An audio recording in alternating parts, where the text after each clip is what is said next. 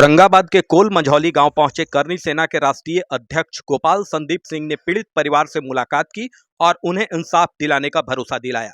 उन्होंने कहा कि उनकी कोशिश होगी कि दोषी बचे नहीं और निर्दोष फंसे नहीं। उन्होंने कहा कि मामले की निष्पक्ष जांच हो ताकि जो दो लड़के इस मामले में आरोपी बनाए गए हैं उनकी इस घटना में संलिप्तता है कि नहीं। उन्होंने कहा कि दोषी पाए जाने पर उसे कानून सजा दे और यदि दोनों निर्दोष हैं तो उन्हें बाइज्जत बरी किया जाना चाहिए।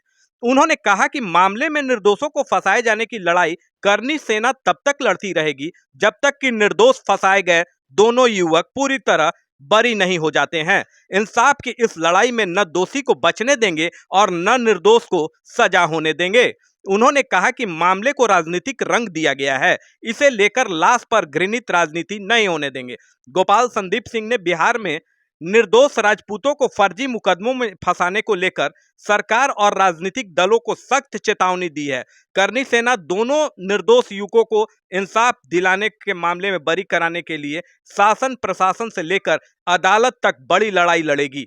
कहा कि हम राजपूत भगवान श्री राम और महाराणा प्रताप के वंशज हैं।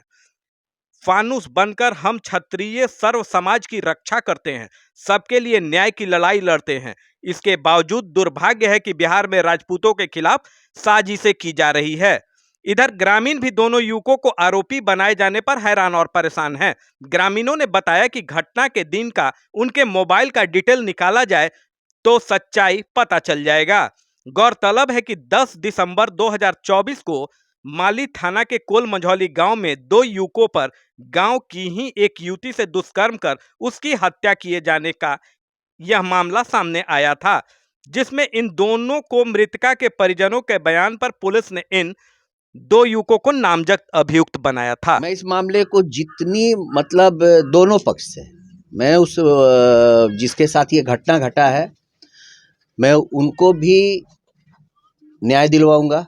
न्याय दिलवाने की 100% कोशिश रहेगी करनी सेना की, और जो निर्दोष लड़का है तो इस निर्दोष लड़के को छुड़वाने की भी पूरी कोशिश। और ये जानकारी मुझे मिला है कि जो लड़का गिरफ्तार है वो निर्दोष है। तो मैं एक ही बात आप लोगों के माध्यम से कहना चाहता हूं कि जो दोषी हो उसे अविलंब सजा मिलनी चाहिए, क्योंकि बेटियां समाज की होती है, बेटी किसी एक व्यक्ति की नहीं होती। और समाज का दायित्व बनता है बेटियों की इज्जत करना, बेटियों की रक्षा करना। और खासकर यहाँ जो बैठे हुए हैं अधिकांशतः लोग जो हैं वो राजपूत समाज से हैं, और राजपूत समाज का तो और दायित्व बनता है सभी जातियों के लोगों की रक्षा करना, और बच्चियों और औरतों महिलाओं की रक्षा करना तो पूरी तरह से, क्योंकि हम श्री राम के वंशज हैं, हम महाराणा के वंशज हैं। प्रभु श्री राम ने जो किया वो कम से कम हम लोगों को तो याद रखना चाहिए। महाराणा ने जो किया वो हम लोगों को याद रखना चाहिए। और इसलिए मैं अपने लोगों के बीच आज यही कहने आया हूं कि हम ना निर्दोष को सजा होने देंगे और ना दोषी को बचने देंगे।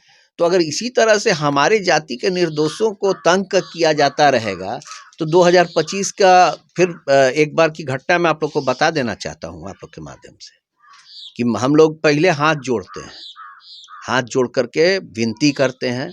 जब हाथ जोड़ने के बाद हमारी विनती नहीं मानी जाती है तो EWS के लिए जो हम लोग छत्तीसगढ़, मध्य प्रदेश और राजस्थान में किए थे कि हारने के बाद 11वें दिन हम लोग को EWS मिला था, वो बिहार में भी हम लोग कर सकते हैं। कोई बहुत बड़ी बात नहीं है बिहार में करना। ये दोनों बच्चा उस दिन जो है, एक बच्चा जो है अपनी माँ को लेकर के और परिवार के और भी सदस्य लोग थे, औरत का जो है लोन निकलता है चरण मध्य बिहार ग्रामीण बैंक में, उसी लोन के सिलसिले से वो लड़का वहाँ गया हुआ था।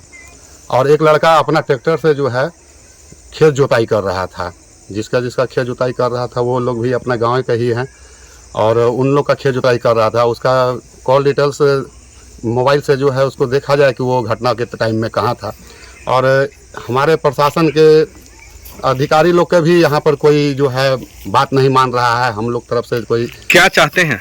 चाहते यही हैं हम कि इस घटना में जो भी निर्दोष है उसको कम से कम न्याय दिलाया जाए और दोषी को जो है जरूर सजा मिलना चाहिए।